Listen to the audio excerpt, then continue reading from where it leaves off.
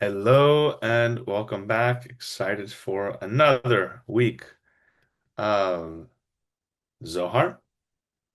And it's an incredibly exciting week once again. Beautiful sections that we're going to be studying and incredible power we want to connect to. Let's begin by setting our intention, setting our consciousness, knowing that more than what we learn is what we're connecting to, plugging into the tree of life reality. We're connecting to the great light of our soul. As we come towards Pesach, right after we go through Purim, we enter the energy of Pesach. And Pesach is all about freedom. And my favorite definition about freedom by one of the kabbalists, he says, the Sfat Emet, he says that freedom is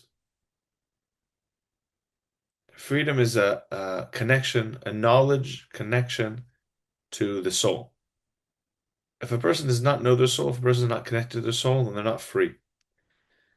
And the study of the Zohar gives us that connection. It gives us freedom, right? Like it says, "Cherut b'malach hamavet," freedom from the angel of death, like we read in last week's portion, Kitisa, Charut al luchot, that it was inscribed, which means that what was revealed at the Mount Sinai was light of immortality, and that's what the Zohar gives us. It's that connection to the tree of life that we can connect to anytime we want, no matter how far we feel we are, no matter how low we fall, we always have that connection to bring us back. And today we're going to speak about the messages that our soul receives and the power of dreams. We're going to continue that discussion.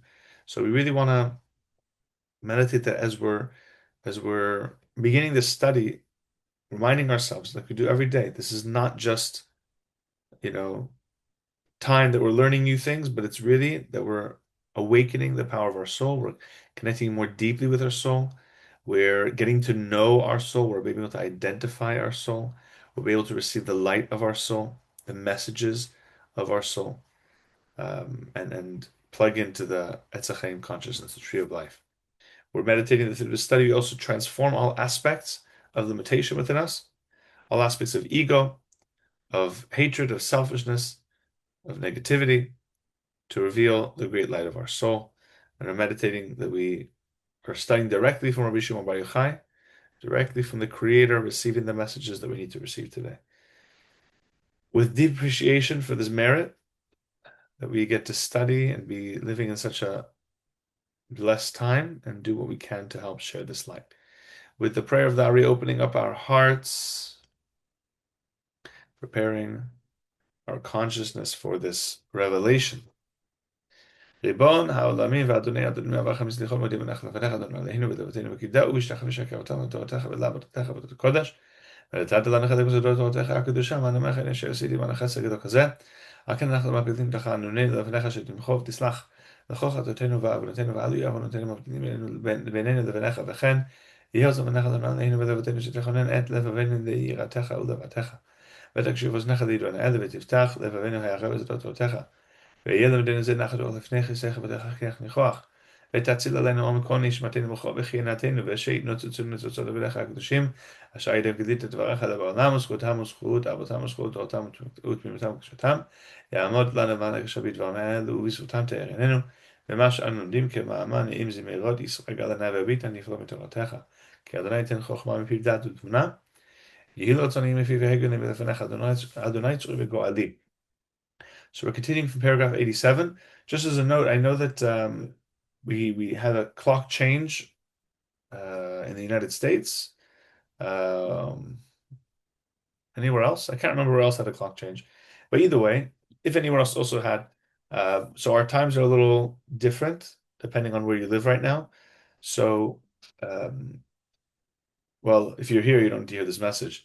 But for anyone who's not here, I'm going to post hopefully a recording link so anyone can catch up if they want, at least for the few weeks if the time is too difficult for them, so they can catch up. I hope I'm not encouraging people not to join tomorrow live, but either way, we do record all these sessions, and anyone who misses out or wants to re-listen to something, usually within 24 hours or 48 hours, the recordings are uploaded. Okay, so here we go. Paragraph 87. We're discussing dreams, and we said in paragraph 86 that when we go to sleep, we we need to make the king, the creator king over us. We accept the creator as our king. We say a verse of mercy, right? Which is, we know, Be'elcha, we entrust our soul into the creator's hand, because there are lots of forces that try and grab a hold of our soul as it leaves our body, because our soul is vulnerable. In our body, our soul has somewhat a level of protection because it's in its like place, but between our body and the spiritual realms, there are forces that try and um, interact or grab a hold. And unfortunately, most people, because they don't have the right protection for their soul, then those forces do grab a hold and interact with our soul and give us messages, false messages, like we learned in the portion of Vayetze. But then the Zohar continues, paragraph 87, it says, Maktiv b'chalom chezyon laila.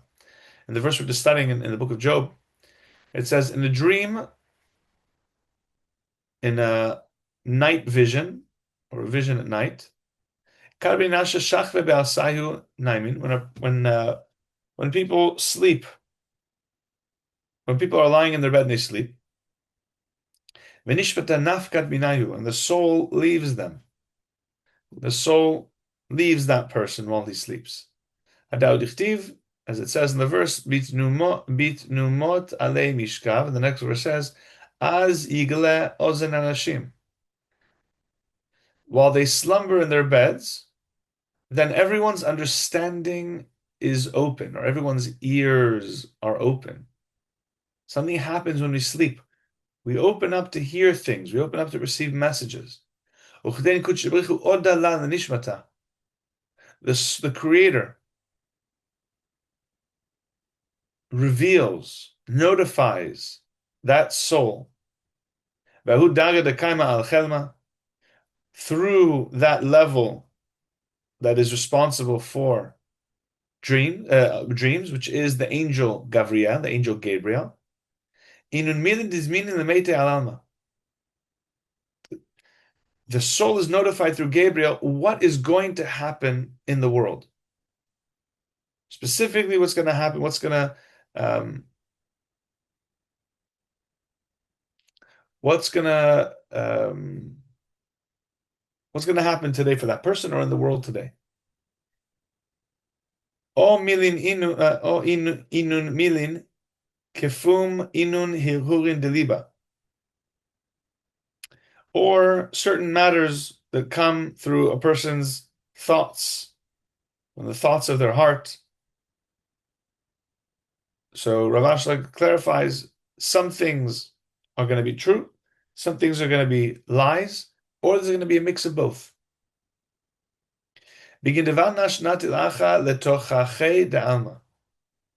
In order for a person to receive an understanding of what's coming to the world, but here also the Zohar uses very specific phrasing. The Zohar says that in order for the person to receive the rebuke of the world, to take the path of rebuke of the world, which means, Rav Shakir adds, meaning that the future is revealed to the soul.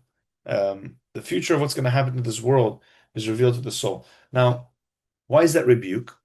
The truth is, every message we receive is supposed to be a message to help us transform. Right? That's like kind of the funny thing. People, they go to like astrologers or psychics or different places, and they want to know the future. That's what I love about, the Kabbalistic astrologers. Yes, of course, they sprinkle in little things that you need to know about the past, but everything has to do with your tikkun, with what you need to change. What does it help you to know something that's not relevant to your change, something relevant to your transformation? So the messages that we receive are all directed towards what we need to change. Now, that might be some tough messages, right? Like you said, like rebuke might be messages that show us certain judgments that come to ourselves or the world if we don't change. And I think in the world we're living in today, we don't need dreams to tell us that we need to change. I mean, we can see the state of the world and how dangerous the situation is if we don't turn things around. Um, but it's also not just what's going to happen that the soul receives the message, but also if you knew what was going to happen today, if you knew that, if you knew every challenge that you're going to be faced with today, exactly how it's going to happen, right? It's like you're watching a movie that you've seen before. You know that, that person, if they're not going to watch themselves, they're not going to slow down, they're going to bump into something. Or, in the movie, this person is not paying attention and, you know, they get kidnapped. I don't know, whatever it is. If you know what's going to happen, then it doesn't catch you off guard. And also, you can do something about it. If we knew what we're going to be faced with and what would normally make me upset or reactive or trigger me, if I knew it was coming, then I'd experience the day very differently. Most of what upsets me is because it comes out of nowhere. It seems random. It seems unfair. But if I had a full picture, I'd experience life very differently. And that's possible. Our soul actually receives a report, as the Zohar says, of everything that's going to happen. Not just to be interesting. We'll see in next paragraph why it has to happen that way. Um, but it gives us a better chance of living the best version of my day, of being successful in whatever tikkun I need to make today. As we said, every morning we wake up, it's because the Creator saw my soul and saw that I could do what I had to do today. The Creator sees me and has certainty that I can reveal whatever light I need to reveal, make whatever change I need to make. That Creator has that perfect certainty in us, that complete certainty in us. What we do later that day, that's up to us. But we're given when it says we're given all the information, it means we're given a full picture of what there is, but also we're given all the strength, all the power. We're entrusted with all the power to fulfill our purpose for this day. How we use that power, that's up to us. How we use that information, that's up to us. Paragraph 88. Begin to la modain le levanash, bodi ukaim betokva degufa. A person, the Zohar says, is not notified of all of these things while they're still in their body. They're not given all this knowledge, they're not given all this information, they're not given all this power while you're in your body. That's one of the reasons why sleep is so important. A lot of us think sleep is for our body. Sleep is not for our body. Yes, while our body does need to rest, sleep is more for our soul. Our soul needs a break of this world. Our soul needs to reconnect. Our soul needs to plug in back to its source. Our soul needs to download all the information and light that it needs for the next day. The spiritual work of the tzaddikim happens more while they're asleep than when they're awake. They draw all their wisdom and study. Like we know the story of the Ari, that he was sleeping, taking a short nap on Shabbat afternoon, and his student saw him whispering. His mouth was moving, so he went to go listen to what he was saying because he thought that he was teaching some Torah, teaching some wisdom. And he came close, and the Ari woke up. And the student asked him, I came close because I wanted to hear what you were saying. Can you teach me what you were learning up there in the heavens? He's like, you're right. I was learning. I was sitting in a specific space in the upper worlds. And I was studying about the secret of the donkey of Bilam, the talking donkey of Bilam. And he says, please, could you teach me what you learned? He said, if I spoke nonstop for the next 80 years, it wouldn't be enough to teach you what I learned in that short nap because it happens in downloads. What you receive while you're sleeping, it's downloads. It's not like we're studying for 30 minutes and we get it. No, it's a download. By the way, also what happens here is also supposed to be a download. Even though we spend time together, really what's happening is something deeper beyond our consciousness and comprehension. But in that moment, you receive everything. So when we sleep, actually, that is the force behind our spiritual work. Sleeping is probably the way you sleep is probably the most important thing that you do during the day to support the work for you do for tomorrow. Because as the Zohar says, the messages can't come to our body, can't come to our soul and our body. There are different types of messages that come to us when our soul is out of our body. Kamaran, as we've learned.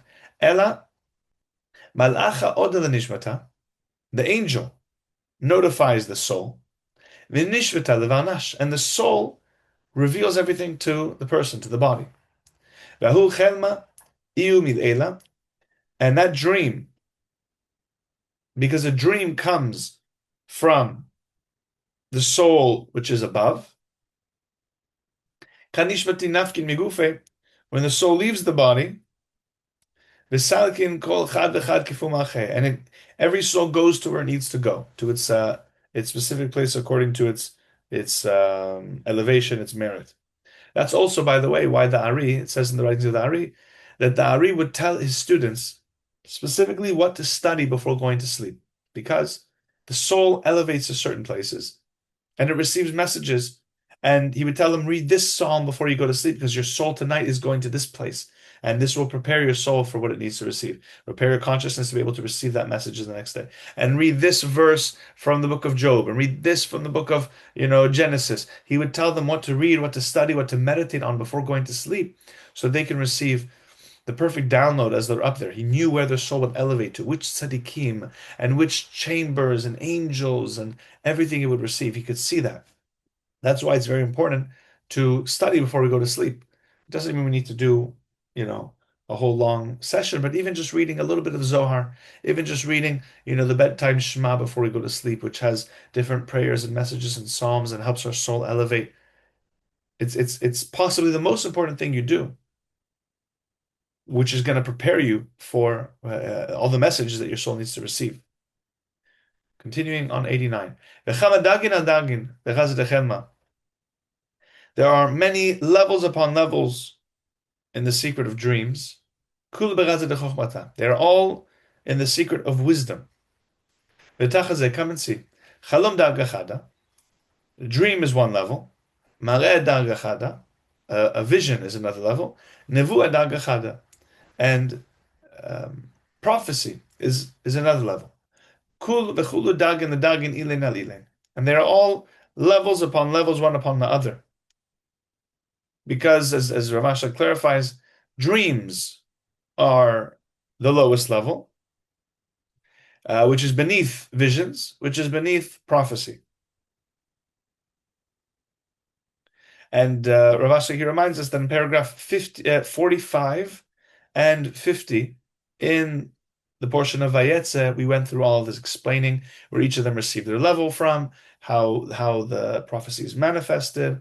We said the prophecy comes from Netzach Hod of Zerampin, dreams come from Hod of the Nukva, visions that come directly. Some are received on higher levels and brought down. Some are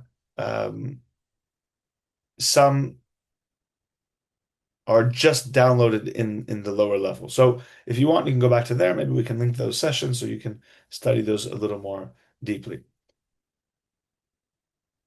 Okay, paragraph 90. So why are we talking all about dreams?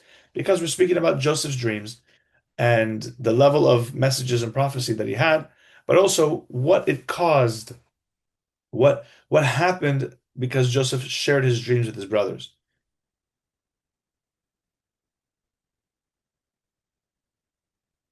So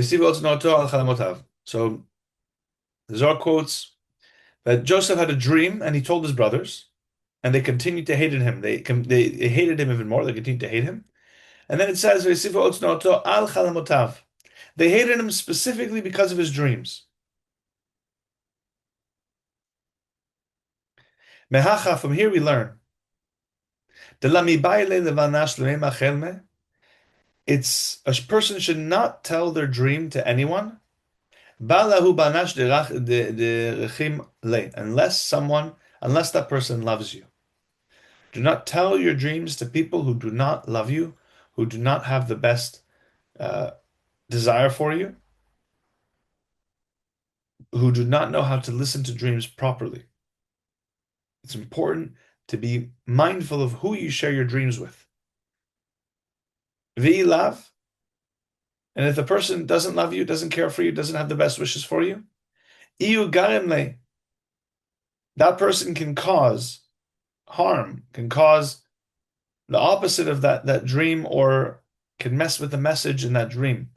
Dia uchelma mit hapech legavna achara. Because if the dream changes, iu gaon l'salka. If the dream changes, it was the person who he told the dream to who caused that to change, who caused it not to be fulfilled, who caused, because of their interpretation or because their desire, they can change the outcome of the dream, whether it manifests properly or not, or whether the person experiences that outcome based on the person who hears it, based on the interpreter's interpretation, changes the outcome of the experience of the dream. So the Zohar is saying, be very mindful of who you share your dreams with. Paragraph 91, Tachazeh, come and see. And by the way, this is why, and it'll become more clear now as well, this is why you have to be trained in the art of dream interpretation. I, for example, I'm not trained in that. Yes, I've studied a little bit about it, but there are certain people, certain teachers who have studied this. You have to know what the signs mean. You have to know when the dream happens, how to interpret it. Even if there is something negative, how to say that, not to say that's a bad dream. Don't ever say that, right? That's why when we hear a dream, we say chalam tov, chalam shalom. It's a good dream that you dreamt. It's a dream of peace. It's a dream. It's a good dream. Because immediately you interpreted that it's good. Yes, maybe it still needs to be canceled. Maybe it still needs to be whatever dealt with. Maybe there's still a message of judgment, which means something to change within. But we never say a dream is bad, and that's why again, we have a few teachers. We have Mordechai in Los Angeles. Um, we have Avi, Nechemias, Marcus here in London. They both know how to interpret dreams. So you have to go to the right person to interpret a dream. You can't just tell it to anyone because it can affect the dream. 91. Tachazeh, come and see. Yosef Joseph told his dreams to his brothers who did not have love for him, at least not consciously. They caused for his dream, they caused for a dream to be delayed. They caused for his dream not to manifest the way it was supposed to. Delayed for 22 years. What did Joseph dream? We'll go into more detail of the dream, but he had two dreams. His first dream, he was standing in the field with his brothers and they were bundling up the wheat. And then his wheat, his bundle, his sheaf stood tall, and around him all the wheat of his brothers, they all bowed down to his. That was his first dream. His second dream was that the sun and the moon and 11 stars were bowing down to him as well. So it was delayed by 22 years. Why 22 years? We know that Joseph was 17 when his brothers sold him into slavery. He spent 12 years in prison. So he was 13 years. He was 30 when he got out of prison. He became king. And then there were 7 years of plenty in Egypt when he interpreted the dream of Pharaoh. 7 years of plenty, and then 2 more years of famine when his brothers came to see him. So 13 plus 7 plus 2 is 22. And then when his brothers came to see him, that's when they all bowed to him, which means the dream was finally fulfilled. That Joseph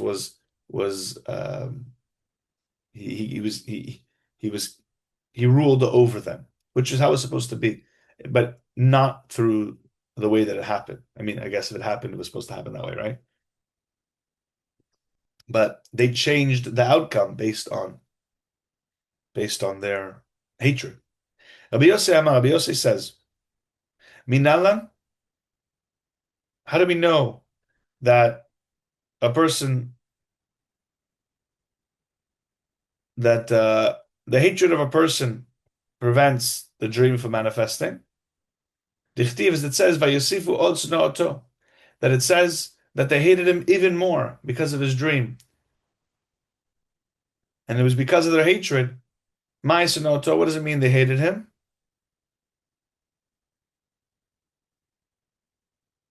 De gamule kitrugin v'dam. They caused him accusations, judgment about his dream, and that caused that his dream be delayed for 22 years. Paragraph 92.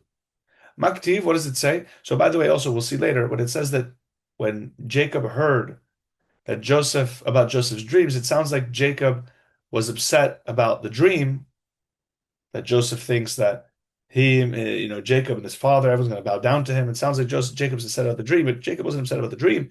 Jacob was upset that he told it to his brothers who he knew didn't like him. Jacob was saying, why are you telling your brothers these things if you know how powerful dreams are? If you know what their intentions and how they feel about you, you should not share your dreams with people who do not love you. Paragraph 92. It says that Joseph went up to his brother and says, listen to the dream that I have dreamt.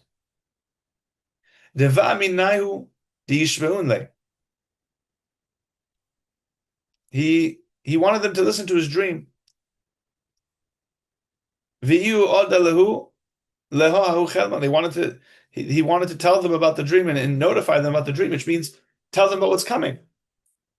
In his mind, he thought this was very good. If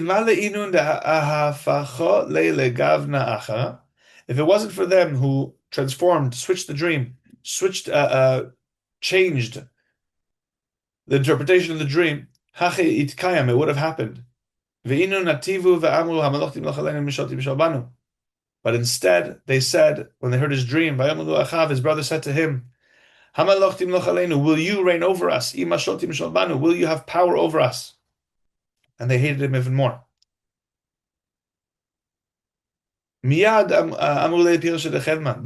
gave an interpretation by saying that you're going to rule over us. Does your dream mean that you're going to rule over us? You're going to control us? So they interpreted the dream. And they made a decree.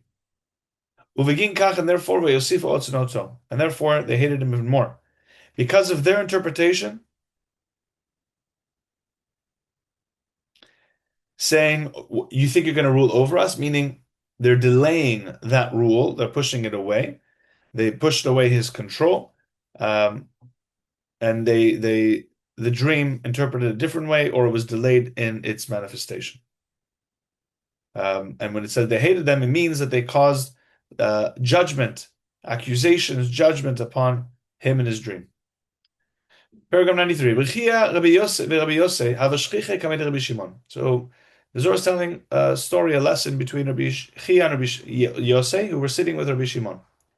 Amar Rabbi Chia said to Rabbi Shimon, Hataninan, we've learned, Chelma de la it pasha, a dream that is not interpreted, Kei galta de la mitkarya. It's like a letter that is not open, that is not read. So he asks, Ibigindid kaya v'iu layada. He says, what does it mean that it's like a letter that's not read? Is it that it's going to happen, but the person's just not going to know about it? Or de la'it kayam klal, or is it not going to happen at all? So Rabbi Chia is asking, this letter that a person receives, if they don't open the letter, is what's going to be written in the letter not going to manifest?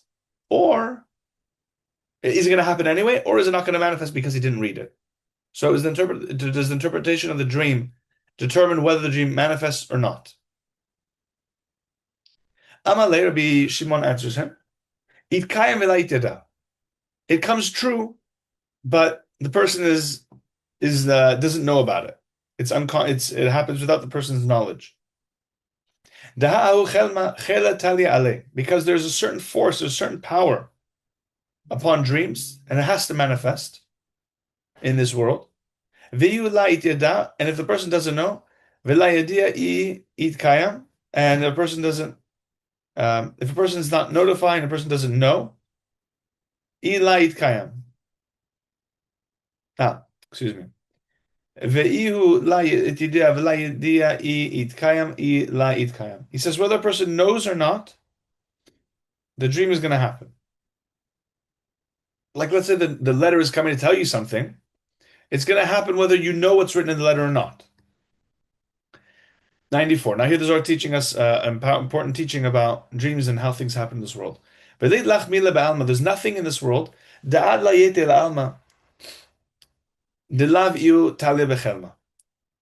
nothing in this world that before it manifests or happens in this world that is not first dependent on a dream, meaning it's not first revealed in a dream.